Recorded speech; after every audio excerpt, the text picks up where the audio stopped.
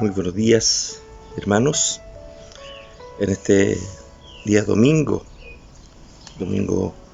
8 de noviembre, les saludamos en el amor del Señor, deseando que su gracia, su misericordia también esté en cada uno de ustedes, las familias de cada uno de ustedes y en todos aquellos que también estén escuchando, viendo este video del culto de hoy domingo. Voy a dar lectura a una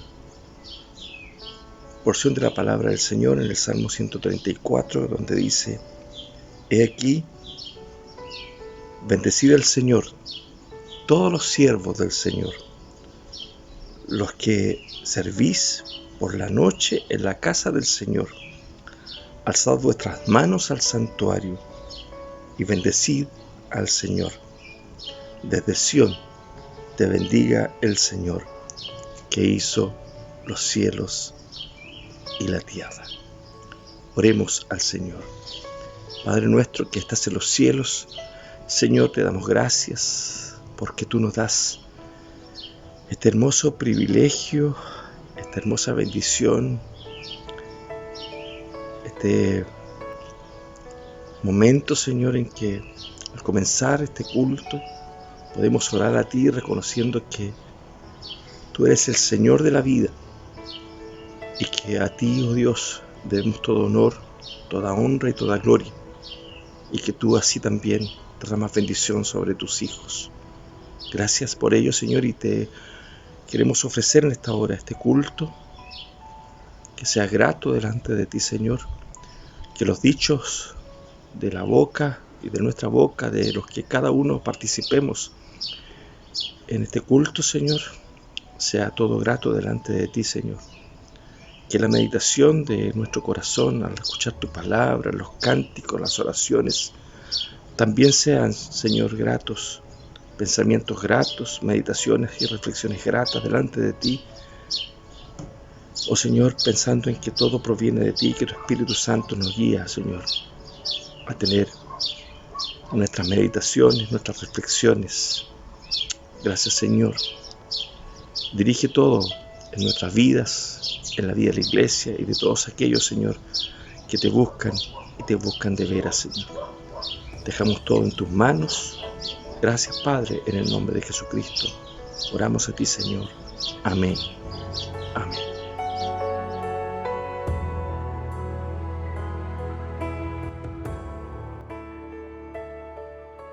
De la iglesia el fundamento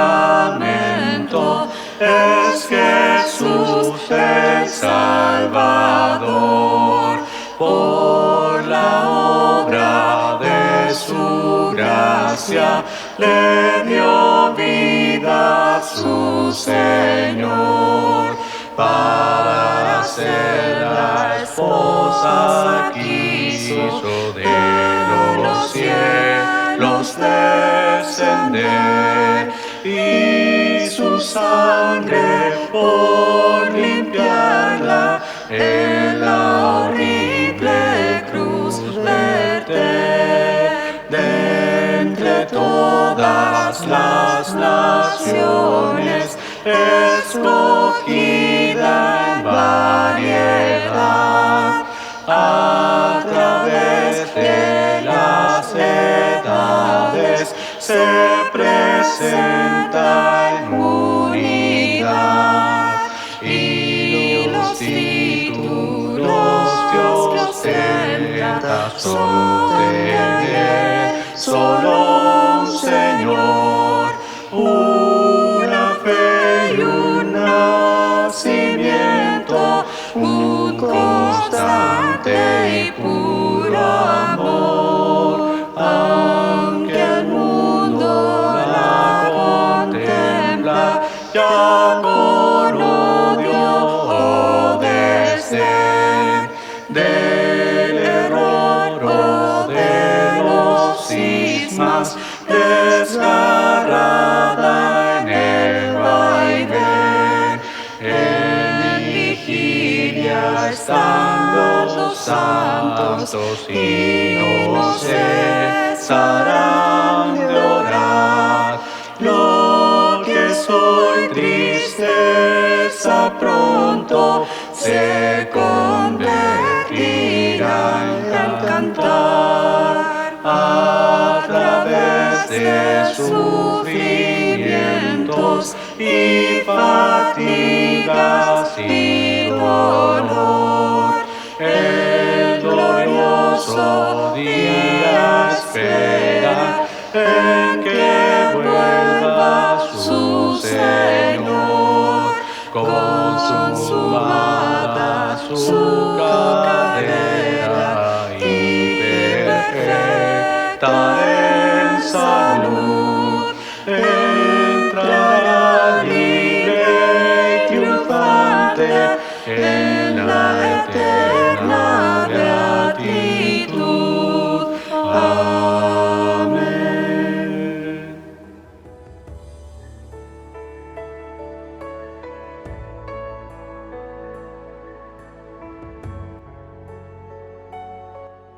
Buenos días, amados hermanos. Los saludo en el amor del Señor, esperando que se encuentren bien en sus hogares. Y les invito a que me acompañen en la lectura de Proverbios, capítulo 28, versículo 13. Dice así la palabra del Señor: El que encubre sus pecados no prosperará, mas el que los confiesa y se aparta alcanzará misericordia. Les invito a que tengamos un tiempo de oración de confesión de pecados. Amantísimo Dios y Padre bueno, inclinamos, Señor, nuestro rostro, Señor, ante ti, sabiendo, Señor, que hemos pecado contra ti, Dios mío. Y, Señor, no hemos obrado justamente, Señor, conforme a lo que nos dice tu palabra, Padre. Mas, Señor, te pedimos misericordia, Señor, porque por nuestras obras, Señor, nosotros no podemos cumplir, Señor, lo que tú quieres para nosotros, Señor. No podemos hacer lo bueno en ninguna manera. Mas sabemos, Señor, que por los méritos de Cristo, tú, Señor, nos has limpiado de nuestra maldad y nos has hecho nuevas criaturas, Padre. Y te doy gracias, Señor, por eso, por tu maravillosa redención, Señor, y la muestra de tu gracia, Padre. Te doy gracias, Señor, porque tú eres fiel, Señor, y justo, y no nos dejas, Padre. No nos dejas prosperar, Señor, en nuestro propio pecado, Señor. Así también, Señor, te pido que tú seas obrando en nosotros, Señor, para cada vez más, Señor, poder alejarnos, Señor, de la maldad y poder obrar justamente, Señor, y ser santos, Señor. Santifícanos, Padre, en tu palabra. Te pido, Dios mío, que tú seas, Señor, purificándonos día a día y guíanos, Señor, para obrar, Señor, de buena forma, Padre. Santifícanos, Señor, en tu palabra, que es verdadera. En el nombre de Cristo Jesús. Amén.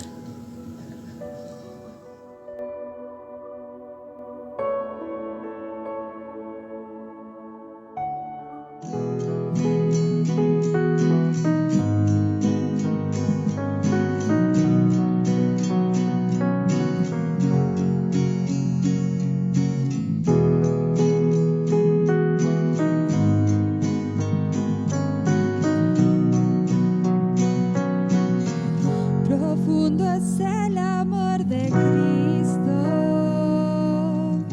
más que el infierno y la maldad. Dejó su trono y su gloria para traernos hacia Él. Más ancho es el amor de Cristo que el foso que nos separó. Me alcanzó en mis tinieblas, solo en Él hay salvación. Más profundo que el mar, más allá del cielo está tu amor, me basta.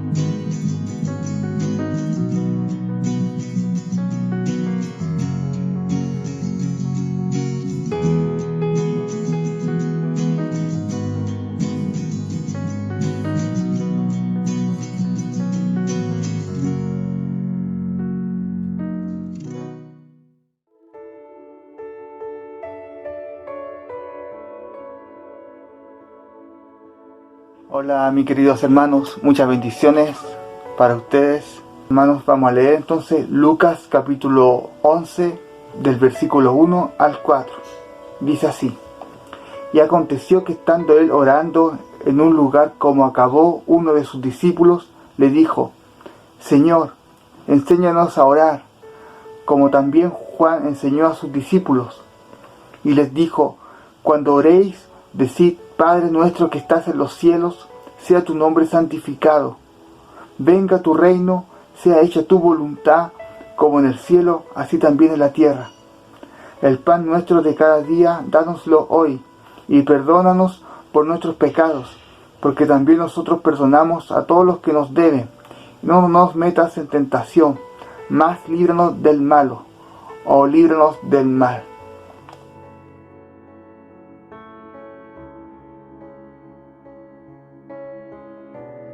Hola hermanos, gracia y paz en Cristo Jesús para todos ustedes.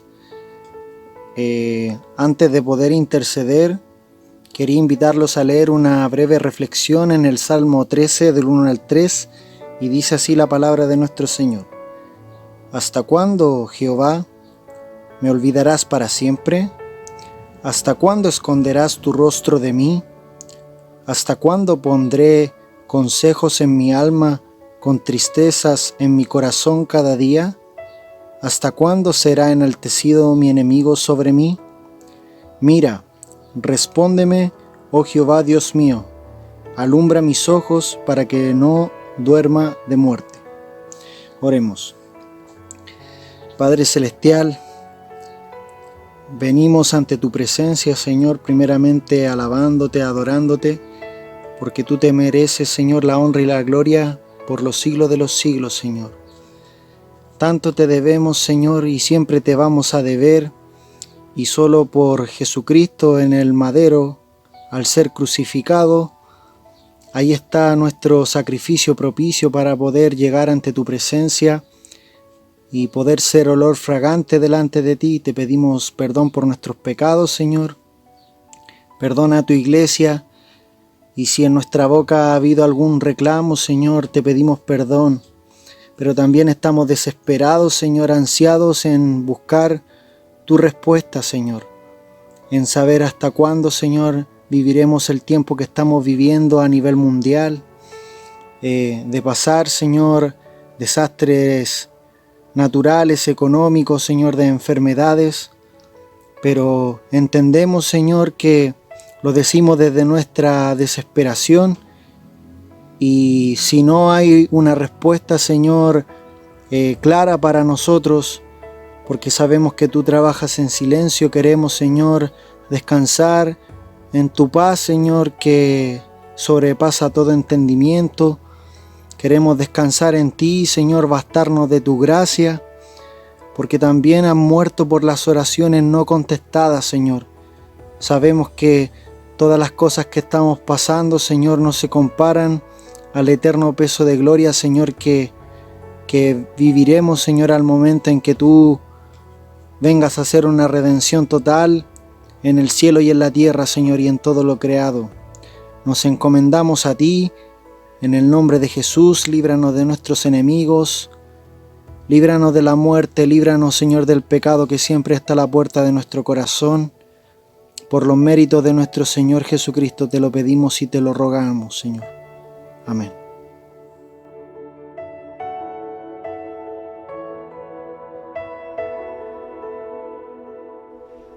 Buenos días, amados hermanos. Tengo la oportunidad de compartir el mensaje de la palabra del Señor en esta mañana, y lo vamos a hacer, vamos a tomar la porción de Mateo capítulo 6, dándole continuidad a la oración que Jesucristo le enseñó a sus discípulos. Dice desde el versículo 9: Vosotros pues oraréis así: Padre nuestro que estás en los cielos, santificado sea tu nombre, venga tu reino, hágase tu voluntad, como en el cielo así también en la tierra.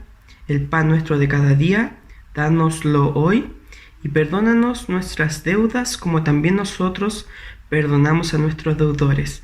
No nos metas en tentación, mas líbranos del mal, porque tuyo es el reino y el poder y la gloria por todos los siglos. Amén. Oremos, hermanos.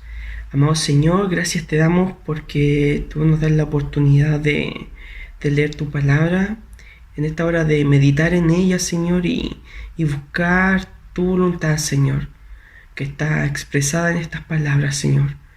Ayúdanos, Señor, a tener un entendimiento, una comprensión bíblica de lo que tú nos quieres enseñar en esta hora. Que tu gracia y tu Espíritu Santo nos esté sosteniendo y dirigiendo nuestros pensamientos, nuestras emociones y nuestros sentimientos. En el nombre de Cristo Jesús te pedimos estas cosas. Amén y amén.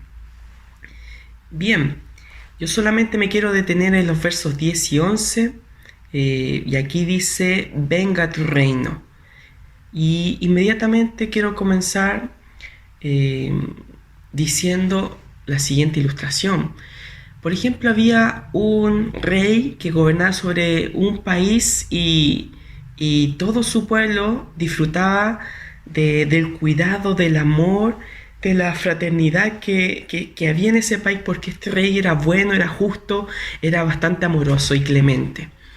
El pueblo disfrutaba de su defensa, de su cuidado ante el ataque de cualquier enemigo y disfrutaba de la bendición que este rey impartía en aquella nación. No muy tardíamente, algunos de este pueblo que vivían bajo esta bendición tomaron la decisión de querer gobernar por ellos mismos y ser ellos mismos reyes en otros lugares. Así que prontamente dejaron esta nación para tomar un gran y largo viaje hacia un destino desconocido, hacia otro lugar, para que ellos puedan ser sus propios reyes.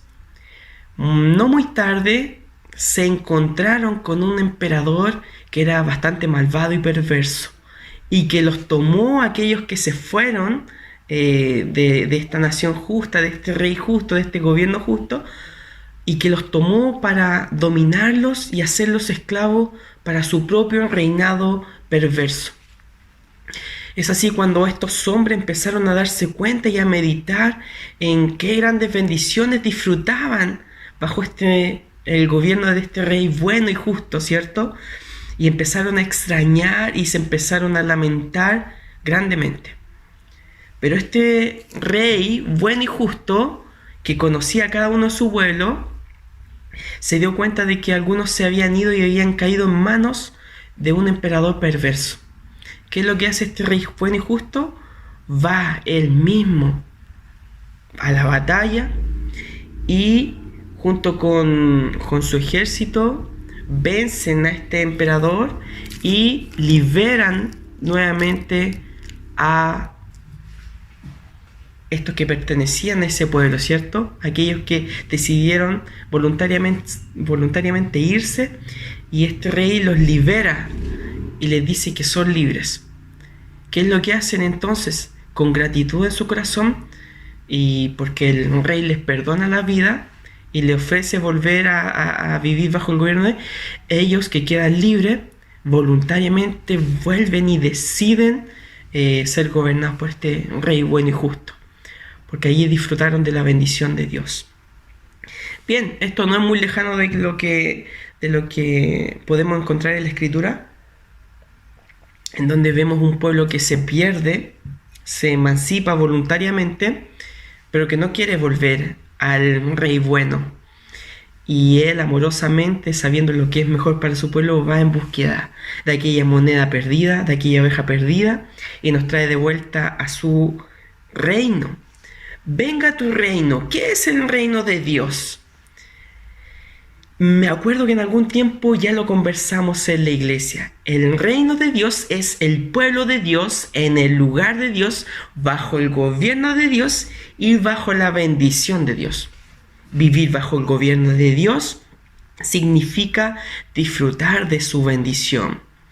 Este concepto del reino de Dios es un concepto unificador, transversal a través de toda la Escritura, que une este tema del reino de Dios, une toda la escritura y la enlaza.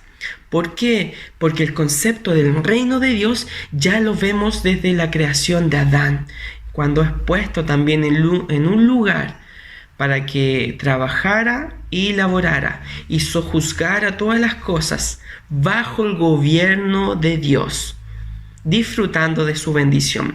Cuando Adán decide voluntariamente emanciparse de este reinado, pierde la bendición de Dios. Y así es como este reino de Dios de alguna manera se pierde. Pero al mismo tiempo Dios, que es bueno, que ama incansablemente a su pueblo, ama entrañablemente a su pueblo, no lo deja a la deriva ni tampoco en la perdición eterna, sino más bien es el mismo Dios que empieza a prometer que el reino de Dios volvería a establecerse. Y así se lo muestra a Abraham, diciéndole: en ti serán benditas todas las naciones de la tierra.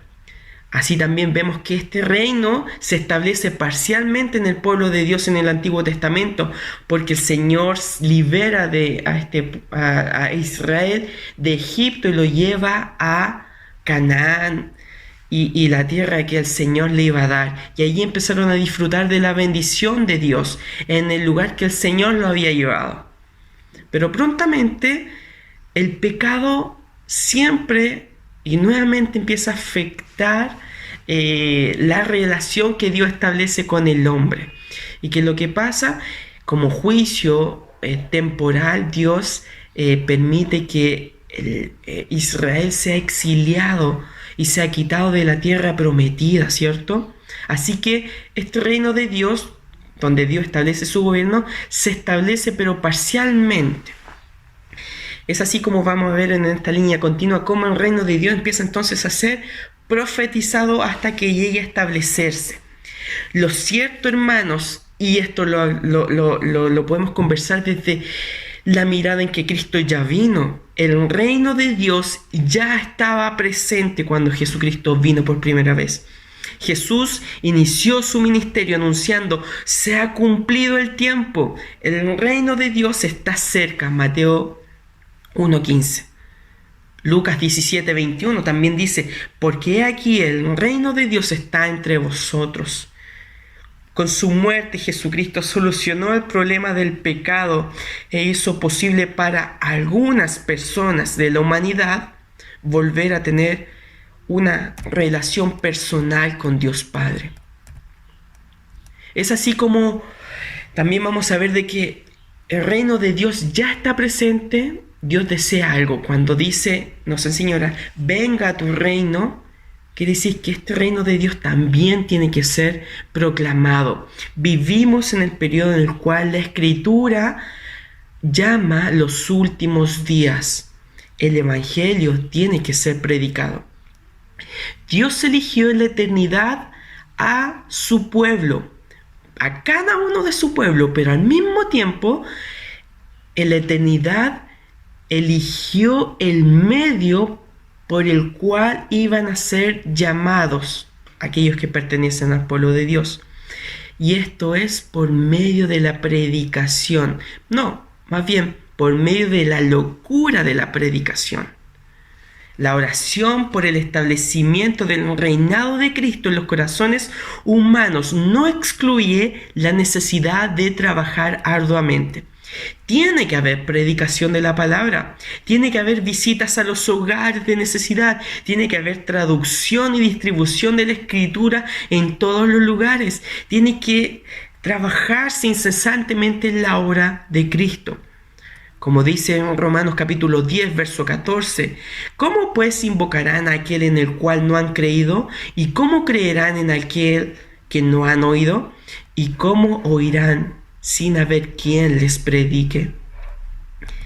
Es importante esta oración y deseo porque entendemos de que solamente cuando el Padre Celestial, sobre la base de la expiación del Hijo y por la operación del Espíritu Santo, que reina en los corazones, puede esperarse un mejoramiento verdadero y permanente en el individuo, en la familia, en las condiciones sociales, también en las condiciones nacionales y también en las condiciones internacionales. No solamente cuando el reino de Dios viene a un corazón me va a afectar a mí como persona, sino que también a mi núcleo, a mi familia, a mi entorno, la condición social, todo evidentemente mejora. Cuando la sal verdaderamente cumple su objetivo y no pierde su sazón, cumple el propósito por el cual fue creado. La sal no puede perder el sazón. Y eso es lo que hace el reino de Dios. Pone sazón en nosotros y eso trae consecuencias y efectos en todas las esferas de la vida. Esta es una oración sumamente importante. Venga a tu reino. En la historia de las misiones se ha demostrado una tras otra vez que la venida o entrada del reino de Dios en los corazones humanos necesita sí o sí de oración ferviente. Necesitamos orar para que el reino de Dios se establezca en los corazones de los hombres. Hasta el momento de la segunda venida habrá necesidad de esta oración, porque aunque el reino de Dios ya está aquí, como lo mencionamos anteriormente, todavía está ausente en muchos de los corazones de aquellos que van a ser llamados para vivir bajo el gobierno y la bendición de Dios. Y se me escapa algo más. Cuando el pueblo de Dios vive bajo el gobierno de Dios, se somete también voluntariamente, en amor. Qué interesante, porque eso es gozo pleno. Voluntariamente me refiero a que Dios cambia y transforma nuestro corazón y Él cambia también todos nuestros deseos.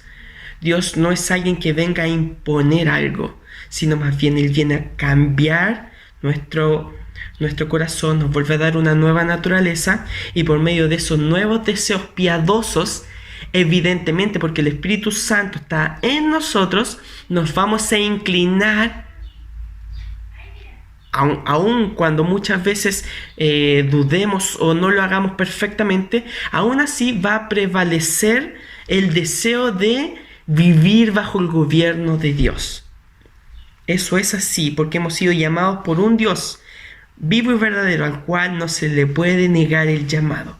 Eso es llamamiento eficaz. El deseo del que está haciendo la oración, no solamente de que este reino venga extensamente, sino que también se establezca en forma más clara e intensa. Esto es que él mismo y todos los ya convertidos puedan reconocer en forma creciente a Dios en Cristo como su soberano Rey. Venga a tu reino es la forma más clara de una oración por el progreso de la actividad misionera. Apocalipsis 6:2.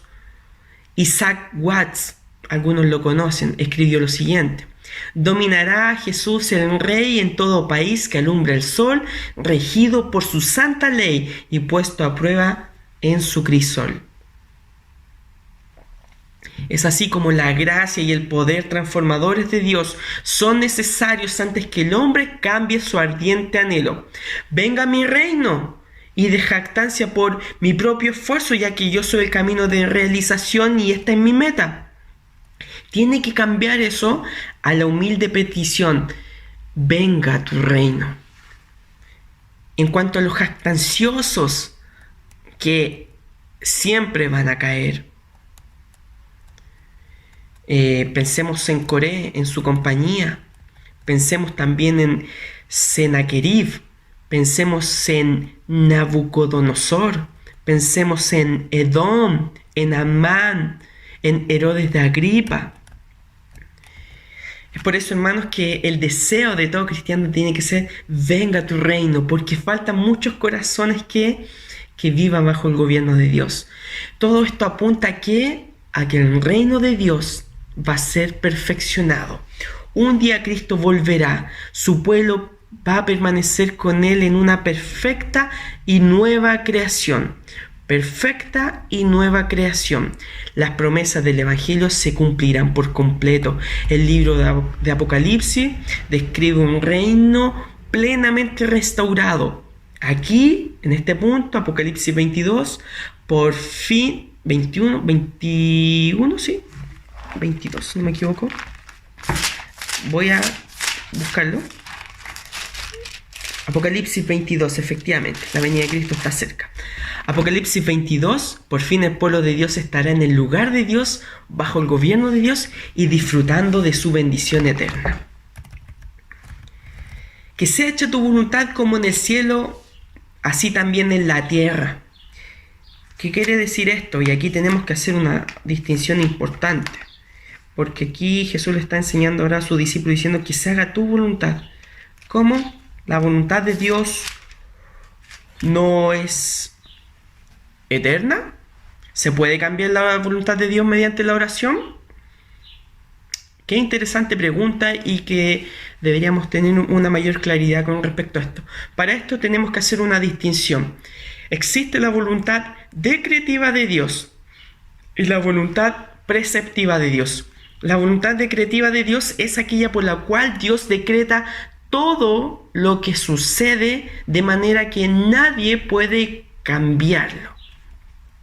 Nadie puede cambiar el número de elegidos desde antes de la fundación del mundo para que fuesen salvos. Eso es un decreto eterno de Dios. El llamado que Dios hace al corazón del hombre, al corazón del verdadero elegido, es un llamado inexorable que se cumplirá eficazmente. Entonces, hay decretos de Dios. Dios estableció cosas que no pueden ser cambiadas y no pueden ser alteradas por absolutamente nada, ni siquiera por nuestra oración. Por lo demás, nuestra oración es débil. Nuestra oración muchas veces está cargada de motivaciones incorrectas, inapropiadas. Muchas veces pedimos y pedimos mal porque pedimos bajo un corazón pecador, pecaminoso. Lo que sí es cierto de la oración es que la oración no fue instituida por causa de Dios, sino más bien por causa del hombre. No es Dios el que necesita la oración, sino que somos nosotros. Primeramente, ¿por qué debemos orar entonces si Dios ya decretó cosas y no las podemos cambiar por medio de la oración? Primero, porque está en la palabra y tenemos que hacerlo, someternos a lo que dice la palabra. Es un ejercicio espiritual y es un mandato, está ahí, hay que orar. Segundo, porque por medio de la oración nosotros nos comunicamos con aquel que nos llamó, con aquel que nos salvó, con aquel que cuida de nosotros. Podemos darle a conocer nuestras necesidades. Y tercero, ¿por qué orar? Porque por medio de la oración Dios va preparando nuestro corazón para aceptar y recibir su voluntad en nuestras vidas. Las cosas que nos puedan suceder, Dios las va preparando y va allanando nuestro corazón para que las aceptemos y entendamos que todo, absolutamente todo funciona para bien, para lo elegido de Dios. Así que tenemos la voluntad decretiva de Dios, y no es esa voluntad a la que se refiere, sea hecha tu voluntad aquí, sino más bien a la voluntad preceptiva. ¿Qué es la voluntad preceptiva? Es la voluntad expresada en su ley, en sus mandamientos, en sus estatutos.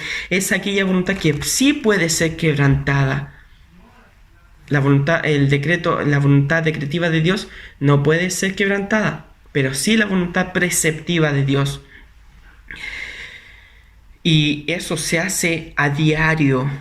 Inclusive el cristiano, la cristiana verdadera, lucha con eso y tiene que luchar. Porque muchas veces, y me atrevería a decir que puede ser que gran parte del día quebrante mandamientos. ¿Saben qué?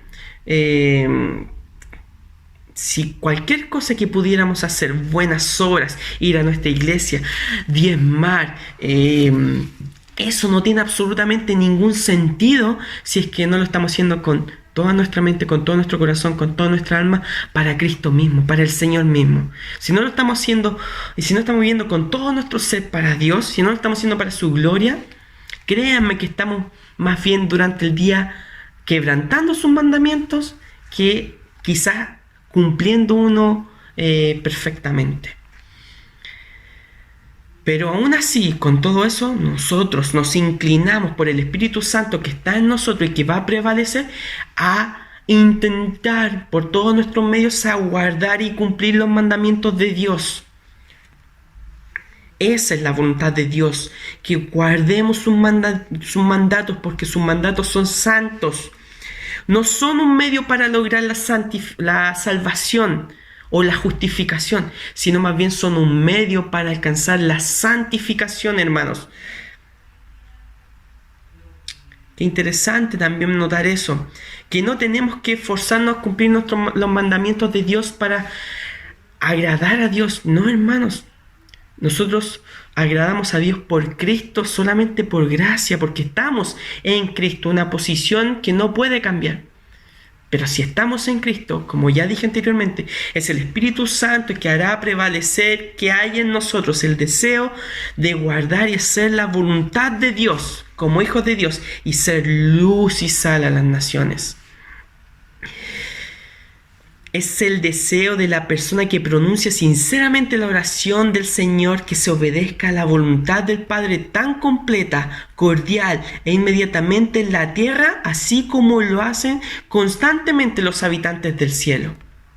En lo que respecta a completamente, podemos ver la historia del rey Saúl, que muestra una obediencia incompleta, ¿cierto? En la que el hombre pone su voluntad en contra de la voluntad de Dios. Y entonces, ¿qué es lo que pasa?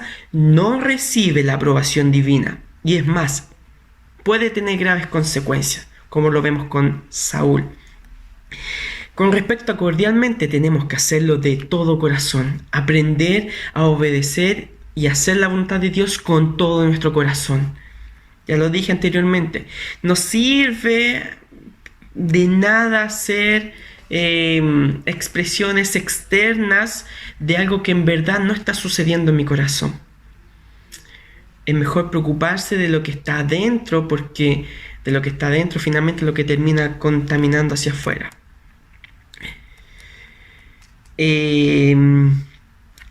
Así que lo que respecta a cordialmente tiene que ser de todo corazón.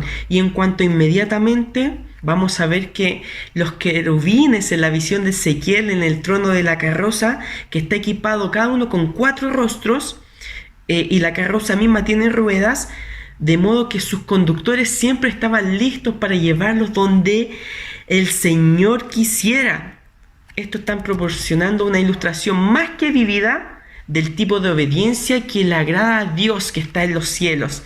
Que estemos prestos a hacer la voluntad de Dios, inmediatamente dispuestos, preparados para toda buena obra. Tenemos ejemplos humanos: Noé, Abraham, Josué, Samuel, Simón, Andrés, Santiago, los apóstoles, María de Betania. Pero el mayor de los ejemplos de todo esto es Jesucristo, hombre. El más grande de todos los ejemplos de aquel que hizo la voluntad de Dios perfectamente aquí en la tierra, aquí en la orbe, es Jesucristo. Jesucristo dijo: no penséis que he venido a abrogar la ley o los profetas. No he venido para abrogar, sino más bien para cumplir. Mateo 5:17. Fue Jesucristo mismo que dijo en el huerto, en el Getsemaní: no sea como yo quiero, sino como tú quieres. Mateo 26:39. Jesucristo mismo, que nació bajo la ley, le dio cumplimiento a toda la ley de Dios sin quebrantar un mandamiento. O sea, Jesucristo con toda su vida, desde que nació hasta que murió, su vida humana aquí,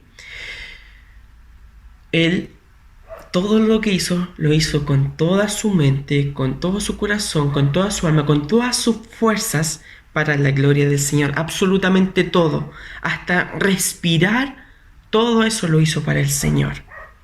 Jesucristo cumplió con la ley de Dios plenamente.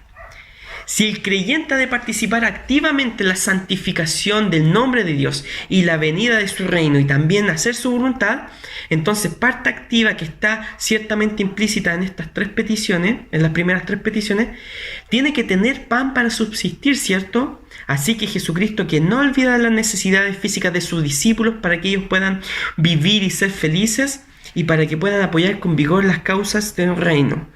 Entonces Jesucristo también, pasamos al tercer y último punto, danos hoy nuestro pan cotidiano. ¿Qué quiso decir Jesucristo con esto?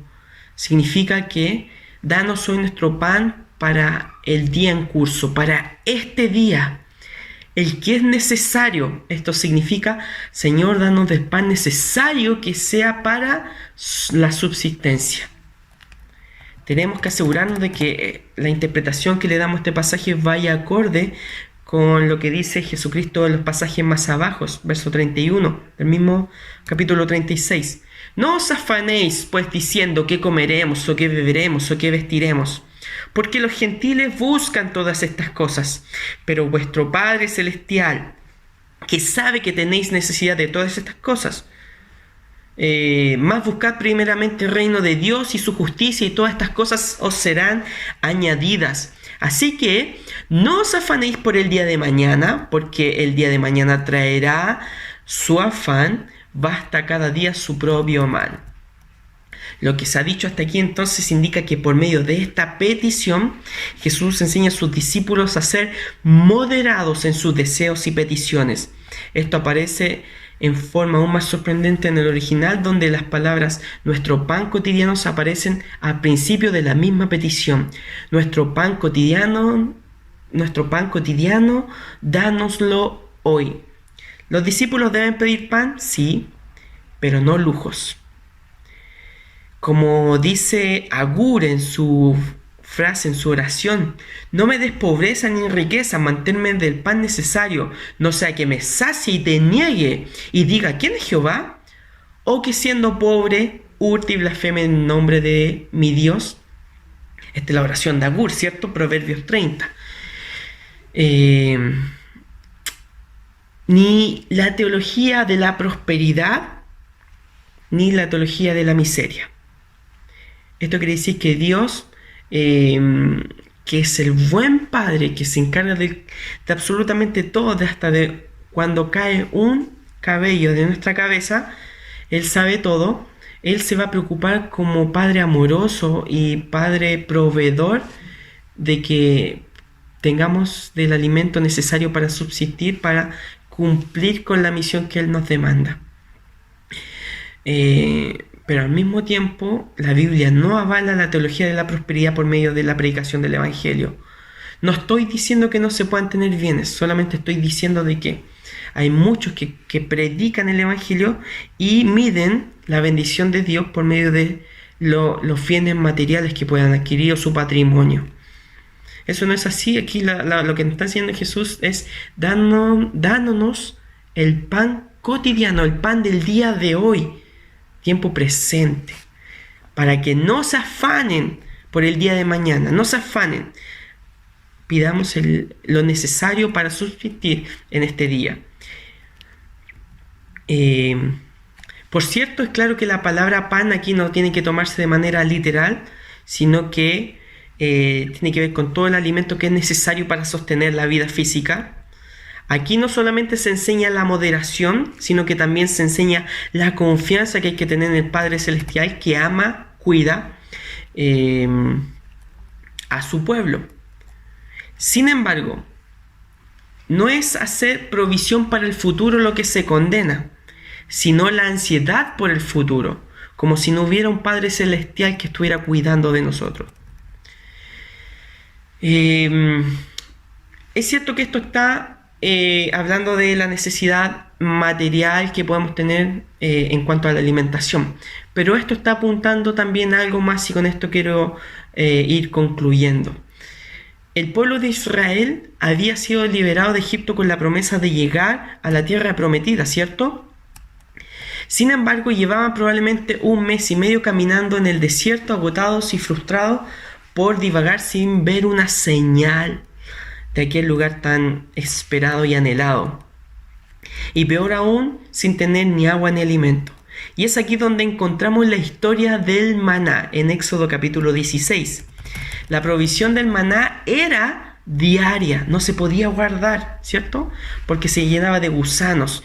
El mandato de Dios era que tenían que tomar del pan diario, de que no lo podían guardar de un día para otro y que hasta el sexto día de la semana recogieran pan, tomaran doble porción, porque el séptimo se descansaba. La provisión del maná era diaria, no semanal ni mensual, porque el Señor quería enseñarle a su pueblo y a nosotros el día de hoy que más allá del alimento físico, la mayor necesidad que tiene el hombre en esta vida, en medio de este desierto, es una relación íntima que dependa de Él. Necesitamos saber que Él es el Señor y debemos conocer que Él es nuestro Dios. En el verso 4 de Éxodo 16, yo haré llover pan del cielo para ustedes. El pueblo saldrá y recogerá diariamente la porción de cada día para ponerlos a prueba si andan o no andan en mi ley. Énfasis añadido por mi parte. Cuando a Israel le faltó la comida, entonces ¿qué hizo? Murmuró y Dios le proveyó del alimento. Pero junto con esa comida venía una lección aún mucho mayor. Él te humilló y te dejó tener hambre, y te alimentó con el maná que tú no conocías ni tus padres habían conocido, para hacerte entender que el hombre no solo vive del pan, sino que vive de todo de lo que procede de la boca del Señor. Deuteronomio 8:3. Por cierto, palabra utilizada por el Señor para ser librado de la tentación en el desierto. No solo de pan vive el hombre, sino de todo lo que procede de la boca del Señor. Ese fue el propósito del maná en el plan de Dios para su pueblo. ¿Qué tiene que ver esto entonces con darnos el pan nuestro de cada día? Ya dijimos que está hablando del alimento material, pero también podemos hablar perfectamente, porque esto está apuntando a la mayor necesidad espiritual. ¿Quién es el verdadero maná? Juan 16 es el capítulo más largo del Nuevo Testamento, ¿cierto? Y allí, ¿qué es lo que vemos? Personas que tienen hambre. El contexto de este pasaje son dos escenas muy conocidas y muy memorables. La alimentación de los 5.000 por parte de Jesús, y otro milagro no tan público cuando Jesús caminaba sobre el agua. Bueno, luego de que todas estas multitudes lo siguen con insistencia, Jesús les habla directa y profundamente. En verdad les digo que me buscan no porque hayan visto señales, sino porque han comido de los panes y se han saciado. Trabajen no por el alimento que perece, sino por el alimento que permanece para vida eterna. Verso 26-27. En Juan observamos de que Jesús les revela a las multitudes que las señales del Antiguo Testamento, que el maná del cielo, apuntaban a Él. Y luego leemos: le dijeron entonces, ¿qué pues haces tú como señal para que veamos y te creamos? ¿Qué obra haces?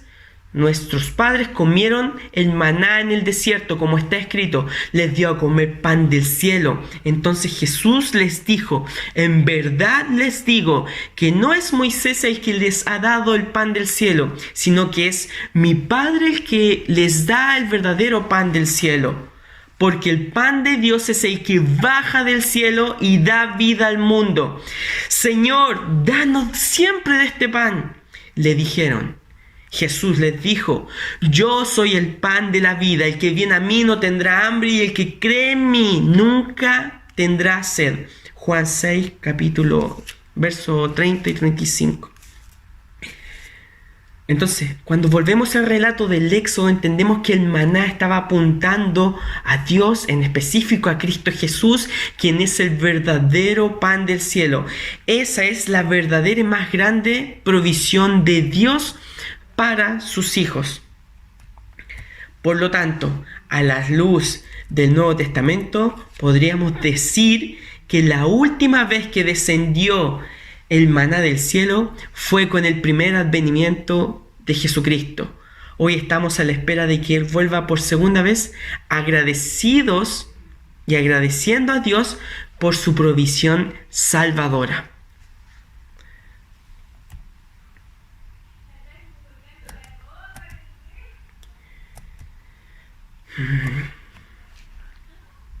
venga a nosotros tu reino, hágase tu voluntad en el cielo así como en la tierra. Perdón, hágase tu voluntad como en el cielo así también en la tierra, dándonos hoy nuestro pan de cada día. Bien, hermanos, entendiendo un poco más de esta palabra y entendiendo de que solamente cuando nos alimentamos del verdadero maná del cielo, que es Cristo mismo, el pan de vida, es que el reino de Dios se va a acercar, va a venir a nuestros corazones y vamos a poder cumplir con la voluntad de Dios en este lugar, glorificándole con toda nuestra vida. Miremos a Cristo, sigamos mirándole a Él, porque Él es la verdadera provisión del cielo para nosotros. Él es nuestro verdadero pan espiritual, y el Señor, que conoce todas las cosas, se encargará también de proveernos de lo material. Oremos al Señor. Padre amado, gracias te damos porque podemos compartir tu palabra y meditar en ella, Señor. En esta hora nos sumamos a esta gran oración, Señor. Que venga tu reino a este lugar, Señor. Sí, porque es mucho mejor vivir bajo tu gobierno, bajo tu bendición, guardando y cumpliendo tu estatuto y mandamientos, Señor. Para guardar tu voluntad, Señor. Ese es nuestro deseo en esta hora, Señor, que el reino de Dios pueda establecerse en los corazones de aquellos que aún no te conocen. Señor, ayúdanos a ser agentes, Señor, para la extensión de tu reino hacia todas las naciones, Señor. En todas nuestras esferas donde nos movamos, Señor, que sea tu gracia con nosotros para que, Señor, con valentía prediquemos tu palabra fielmente. Somos débiles, somos pecadores. En esta hora te pedimos perdón, Señor, si no hemos guardado, ni hemos hecho tu voluntad, ni hemos buscado hacer tu voluntad. Te pedimos perdón, pedimos que tu Espíritu Santo nos pueda enseñar, dirigir, instruir a conocer cuál es tu voluntad. Sabemos que en tu palabra revelada podemos conocer tu voluntad y sabemos que tu voluntad es buena, es agradable y es perfecta. Ayúdanos a guardar tus mandamientos, Señor. No para agradarte, Señor, sino para seguir creciendo en santificación y para dar fruto de esta salvación tan grande y merecida que tenemos, Señor. Para que aprendamos a responder en amor a ese amor tan grande que tú tienes por nosotros. Gracias, Señor, porque ni siquiera nos bastaría una eternidad para retribuirte todo lo que nos has dado en tu Hijo Jesucristo, las bendiciones que tenemos en Cristo Jesús. Que tu gracia nos sostenga, Señor. Te pedimos también de que nunca nos falte el pan diario, Señor. Que en cada uno de tus hijos, Señor, que en cada mesa donde se proclame tu nombre, Señor, se te ora a ti, Señor, nos falte la provisión diaria, Señor. Confiamos en ti porque tú eres el buen Padre que tiene cuidado de cada uno de sus hijos. Te bendecimos en esta hora y te damos tantas gracias, Señor, porque tu palabra nos sostiene, tu palabra nos conforta, Señor, y tu palabra nos trae esperanza, una esperanza viva de que tu reino, Señor, aunque el día de hoy está siendo proclamado, un día será perfeccionado y todas las promesas que hallamos en el Evangelio serán completadas y cumplidas a la perfección. Gracias, Señor, te bendecimos y te alabamos en el nombre de nuestro amado Señor Jesucristo. Amén y amén.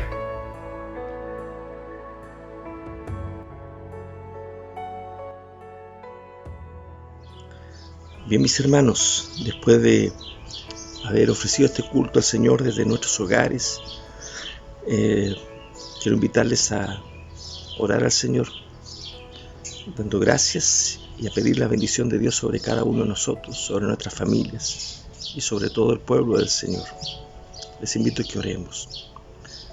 Señor Dios y Padre nuestro, oramos a ti en el nombre de Jesús, dándote gracias porque podemos ofrecer este culto a ti, Señor, en alabanza, oraciones y tu palabra por sobre todas las cosas enseñada, exhortada, donde, oh Dios, recibimos la instrucción que es necesaria para nuestra vida, Señor. Rogamos, Dios, que tú sigas sosteniendo la vida de la iglesia, la vida de aquellos que, Señor, que en este tiempo de pandemia están pasando por grandes necesidades, y tú sostengas la vida de todos aquellos que en angustia, en dolor, en necesidad, Señor, acuden a ti, Señor, en oración. Pedimos esto en el nombre de Jesús y pedimos que tu bendición sea en cada uno de nosotros, en los necesitados, en los afligidos, en los pobres, en los que, oh Dios, con corazones afligidos, Señor, también acuden a ti, Señor, para buscar tu sostenimiento, tu ayuda, tu consejo, tu dirección, tu sabiduría. Sea tu bendición en cada uno de nosotros y en todo tu pueblo, Señor. Que la gracia de nuestro Señor Jesucristo, el amor de Dios, nuestro buen Padre Celestial, y la comunión de su Santo Espíritu sea en cada uno de nosotros, nuestras familias, los necesitados, los afligidos, los enfermos, y todo el pueblo del Señor, desde ahora y para siempre. Amén. Amén, Señor. Al que está sentado